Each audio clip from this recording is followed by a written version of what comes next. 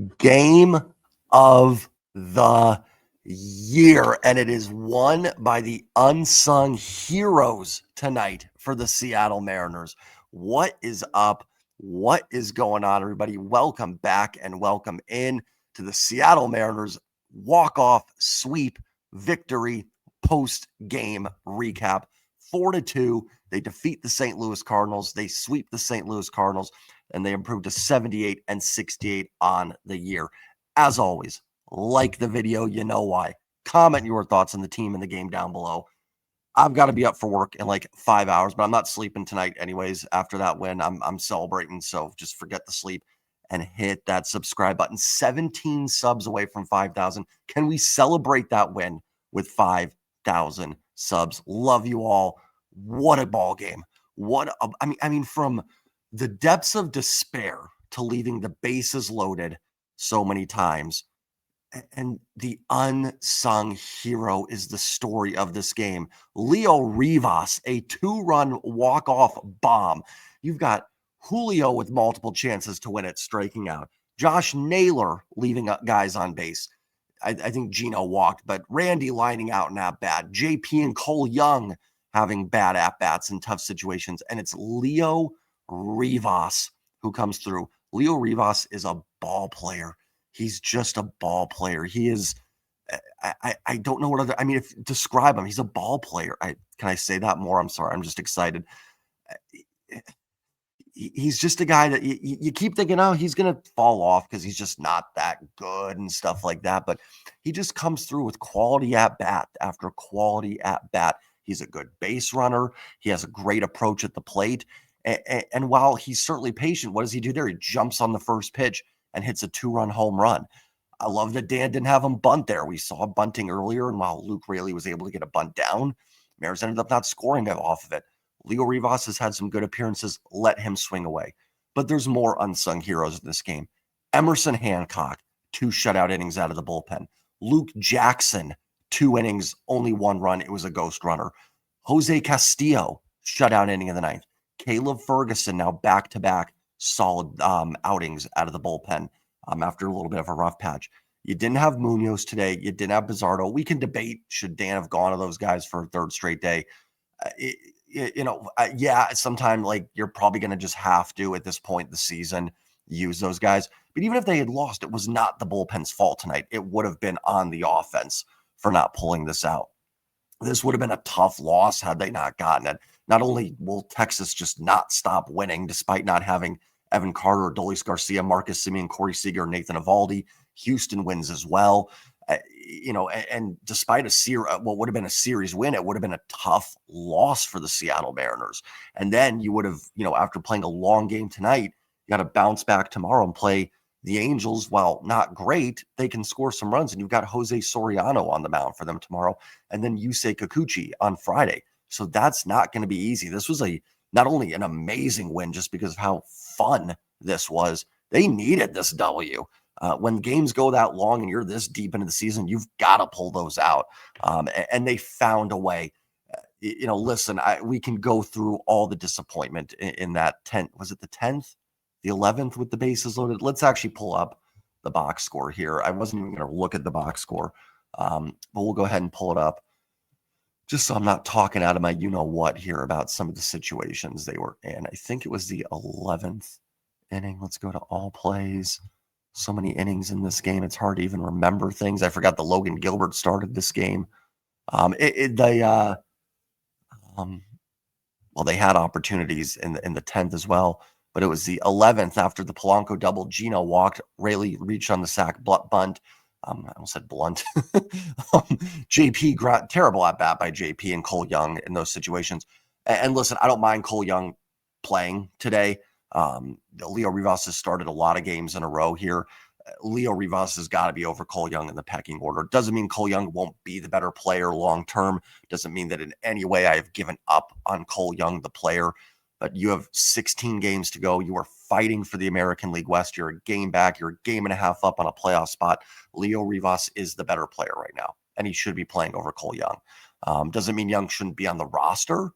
That's fine. I will say, though, if you're not going to have him, play much, you might as well probably go with the Miles Mastrobuoni. It probably makes a little bit more sense in scenarios. So again, what I was saying there, it looked like it was going to be kind of a brutal loss. Julio had a couple really bad at bats and extra innings. And I always say this because I always feel like with players, there's this like, you're either praising or you're criticizing. Like there can't be an in between. And there is. Julio has been fantastic. He's had a great season. He was not good in extra innings. It doesn't derail his season, but Julio had a couple opportunities where he did not come through. And that's where it was, like I said, the unsung heroes tonight. And just very special to see that. And it's part of what makes baseball so much more magical than other sports. In football, you listen, not saying that, a third string wide receiver can't have a big game. Hey, Chris Matthews was almost a Super Bowl MVP, had Seattle. That's the game you want me to talk about right now. But you kind of can control who gets the football, right? You can design a play. You can't control who's going to bat. Leo Rivas came into this game as a pinch runner for Jorge Polanco, who's been fantastic. Polanco was one of the guys that did come through in extra innings for the guys, and it shouldn't be forgotten. Polanco with a huge double to tie the game in the 11th. And Rivas comes in to run for him, and you got nobody else left. He has to take that at bat in the 13th inning. And the 2-run home run, Goldie's call was fantastic. What have you done, Leo Rivas? It's just moments like that. The bullpen guys, man, do they deserve credit. I don't care if St. Louis didn't have good at-bats. There's 16 games left. Who cares what their at-bats were? That is a gutsy performance from all those guys out of the bullpen tonight. And unfortunately, Logan Gilbert only goes 4 2/3 innings in this one. And it forces you to go to the bullpen earlier than I'm trying to keep it down. I got family sleeping. I've probably woken them all up, but that's a shame on them for not staying up for the game. Unfortunately, Logan only goes 4 2/3. I'm sure Dan was hoping for at least 6. I talked about it yesterday. Ideally, you would have loved to get 7 out of Logan. You're hoping for 5, can only go 4 2/3. Disappointing. Like it wasn't quite Kirby yesterday where I didn't think Kirby looked good at all. Thought Logan's stuff was good. Didn't have his best command control, certainly, but he wasn't awful. Just, again, kind of the problems that's plagued Logan Gilbert a little bit this season where, long at bats, some misses where he's not even close and he's got to fight back. He's not walking guys, but he's, kind of getting behind a little bit, a lot of foul balls. And that forced, Dan to go to the bullpen early. It's not Dan's fault. Nothing he can do there. So you had to use Vargas. And Carlos Vargas was great too. And the whole bullpen really deserves credit. Vargas, Spire, Ferguson as well. We're all great today. But to see Jackson, Hancock, and Castillo do that was really cool. And I kind of lost my train of thought there. But you didn't have the big guys today. So it means opportunities. Who's going to step up? And that's baseball, right? That's that magic of it. Sometimes Cal Raleigh's going to get walked in extra innings. He's not going to get those opportunities, with the ghost runner situation. It's just not going to happen. You're not going to have Andres Munoz, Edward Bizardo, and Matt Brash available to pitch every extra inning or every game that keeps going, or Gabe Spire. You're going to have to rely on some other guys.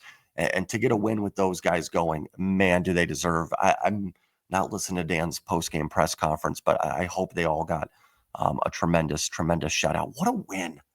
Leo Rivas, a walk-off. Who had that on their bingo card? Rivas with 2 home runs now on the year. I don't think he had a professional home run until that Tampa. Oh, I shouldn't say professional because I think he had a couple in the minors, and that is professional, but at the major league level, I should say. What a win. Let's dive into the box score a little bit here. No, I do not want to take your survey. Okay. Logan Gilbert, 4 2/3, 5 hits, 1 run. It was earned, 1 walk, 8 Ks. Listen, in terms of everything else but the 4 2/3, Logan was great. He's got to get deeper into games, though, because it will hurt you. Because, listen, unsung heroes, absolutely. You're probably not going to win this game a lot, though, if you have to play it. Now, the good news is, tomorrow you'll have Bizardo, you'll have Munoz, you'll have Brash, might still have Vargas, Castillo, Jose Castillo, obviously. So, you'll have your guys, but if you have to play another game like this at some point in the season, maybe the last homestand, maybe you used everybody in Houston to try and take the division. You got a game against the Rockies, maybe get away with it against the Rockies, but even there, right? Like extra innings can be luck. Even the Rockies could bloop their way to a couple runs in an 11th inning. So Logan's got to get deeper into games. And then if you get to the playoffs, you're going to need him to do that. Logan throws 95 pitches, 64 strikes. Again, take away that 4 2/3 and everything looks fine. He's got to go deeper. Carlos Vargas was great. He looked good. That two-seamer had a ton of run to it. He goes in an inning and a third, 1 hit and a strikeout. Gabe Spire was great. I probably should have given him more of a shout out. Shutout inning and strikes out the side. I'm used to it with Spire, so it wasn't as magical, but a great inning from Spire. Caleb Ferguson with a shutout 8th inning. Jose Castillo with a shutout 9th. I thought he looked good. That slider had a lot of bite to it that he got Herrera to strike out. Or was it Contreras? I think it was Herrera they struck out because Newt Barr had the base hit. Castillo looks good. He looks like he could be a bit of a weapon. I thought Luke Jackson looked good. Yeah, there was some bad base running by Herrera. And even the one ghost runner that scored, Sagasi, hits it hard, but just gets right past JP. If a reliever's going 2 innings and extras and only gives up one of the ghost runners, they've done their job. Luke Jackson deserves credit. And then great for Emerson Hancock, who gets the win with 2 shutout innings, not allowing the ghost runner to score in either one of them. A tremendous, tremendous outing. The bullpen just standing ovation. They were great all series. They saved George Kirby yesterday. Didn't quite save Logan Gilbert today, but they certainly bailed out a starter that did not go deep into games. And, bailed out the offense that truthfully, up until that Leo Rivas home run, was not doing enough. An offensive game where the box score won't tell the story. 9 hits for the Mariners, 5 walks. So plenty of base runners. Just got to find a way to capitalize on some of those opportunities. Randy goes 2 for 6. I thought Randy's base hit in the 10th. I thought JP should have scored on that. I know Dave Valley was saying that that's a tough one for a base runner to read, but that looked like that was dropping in the whole way. I thought JP should have scored on that all day. I could be wrong on that. Again, it's where I know baseball obviously, but I'm not a coach and I'm not good at it's like in football. Okay, did that guy miss that play? Or was that someone else's assignment? Was that a good read by JP and I'm just losing my mind, or should JP have scored on that play? Because I think he should have. Cal was 1 for 3 with 3 walks, so Cal is on base 4 times. He ain't going to be able to hit in extra innings. It just is what it is, unfortunately. Julio 2 for 6. Another one that doesn't tell the story. 2 for 6 is fine. Julio does hit the hardest ball of his career earlier in the game. That who's the shortstop? I think it was second baseman. So was that Fermin? Catches, it was 115. You could hear the crack of the bat. So that's unfortunate, but a couple bad at-bats with the bases loaded. Again, we don't have to overthink this. Julio's been great. He was not good in those 2 at-bats. It's that simple. It doesn't have to be any bigger discussion than that. Josh Naylor was not great. 1 for 5, does score 3 runs because he was the ghost runner, felt like every inning, and a walk. Naylor missed, I forgot which at-bats. He missed a cookie in the 11th. Or no, was it the 12th? Because this game went 13. Geesh. Naylor flew out in the 12th inning. I thought he missed a cookie fastball there, and he knew it too. He kind of threw his bat in disgust there. And I thought he had another at-bat. No, he was the ghost runner. Where was it? Was it in the 10th? Yeah, he struck out against, was it Romero in the 10th? Oh, it was against O'Brien in the 10th inning. So, not end of the world. And he did have a good walk against Romero, I think, in the 8th inning. Sorry, guys, this game, these innings blend together. And it's not only am I rooting for the Mariners and trying to break down a game, but you're thinking about all the playoff numbers as well. So, not awful, but just a couple opportunities to win that the Naylor could not come through with. Polanco 2 for 5. It'll get forgotten a little bit, but his double in the 11th inning off of a good pitcher in Riley O'Brien, former Mariner. By the way, pet peeve, and I don't mean this, I don't care if pitchers are from Washington.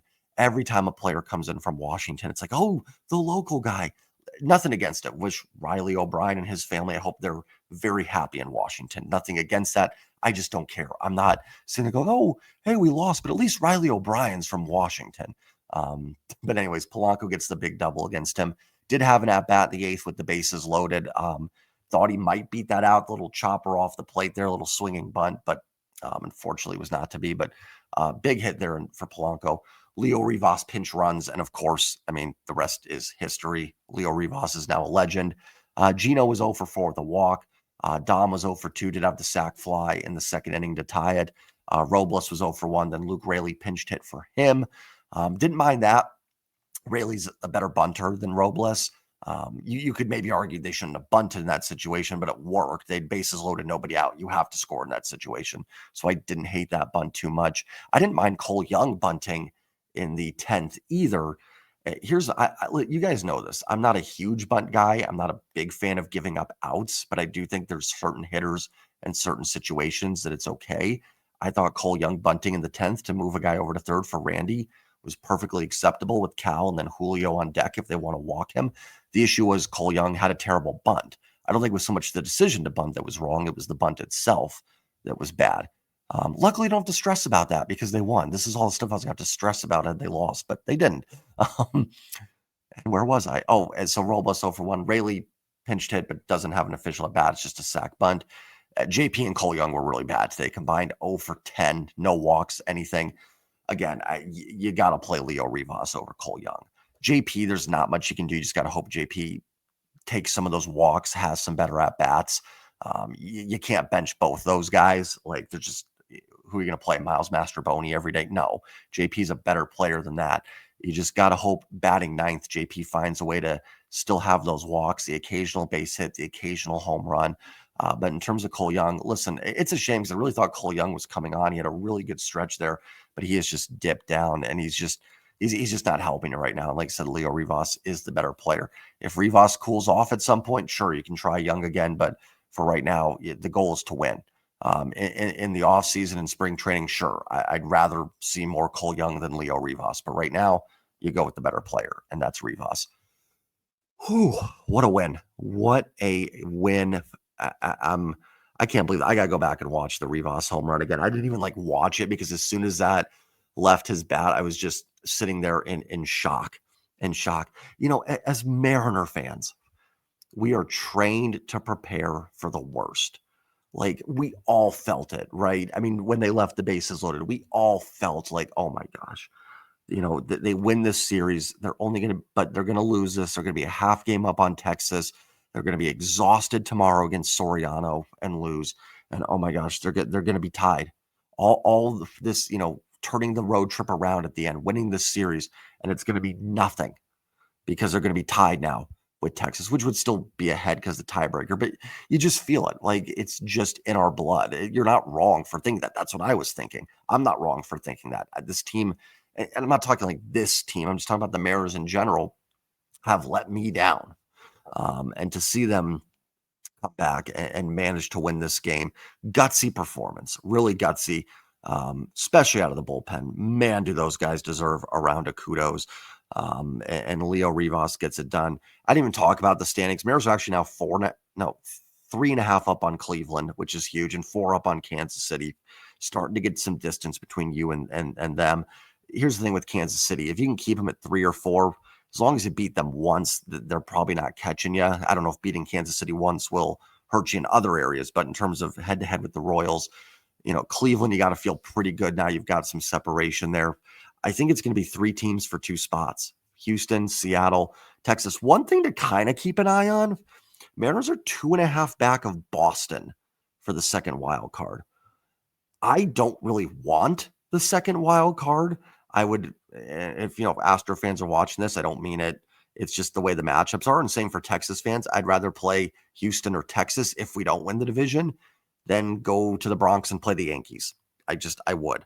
So I don't really want the second wild card, but it's a buffer. So if you can maybe pass Boston, you at least have that buffer between you and a playoff spot. So it is still out there potentially. And Boston's schedule is tough. They play the Yankees. They play the A's, who are stingy. Tampa, Toronto, and Detroit, I think, are their final series. So not going to be easy. Like the Mariners really do stay hot here. It's not completely out of the question that they could pass Boston. Listen, the goal though is the division. You're 1 back. Keep it there even. Like I know it's frustrating that Houston won, and man, we would have been tied for the division had we won. You play Houston for 3. So you win that series and boom, you're tied and you have the tiebreaker. So everything that you're going to have to win that series anyways, regardless that let's say Houston did lose today, nothing would change. You're going to have to go to Houston and win that series, whether you're tied or a game back. Now, of course, if you're tied, you get the boost because you're a game up plus the tiebreaker versus tied with the tiebreaker. But it doesn't change anything. Nothing changes division wise. You just got to keep pace with Houston, essentially. I mean, sure, it'd be great if they just want to lose 7 in a row before that series and, you can be 5 up. That would be amazing, but probably not going to happen. So you just go in there a game back. You're in good shape. Win that series and the division's in sight. I mean, Texas is red hot. Houston gets a big win today. It's not going to be easy. I mean, they need it. They needed this one. They absolutely needed it. Whew, man, deep breath, deep breath. Enjoy it, soak it in. Tomorrow's going to be tough. They're going to be exhausted. But the Angels are also traveling out as well. So, and you should have your bullpen guys ready to go. I think it's Bryce Miller on the bump. Bryce has been better his last few starts. So feel pretty good that maybe Bryce can deliver a quality start for you. What a win. Enjoy it. Soak it in. Like, comment. Let's get to 5K. If you made it this far, 17 subs away, hit that subscribe button, hit the like button. And as always, and most importantly, go Mariners. Peace.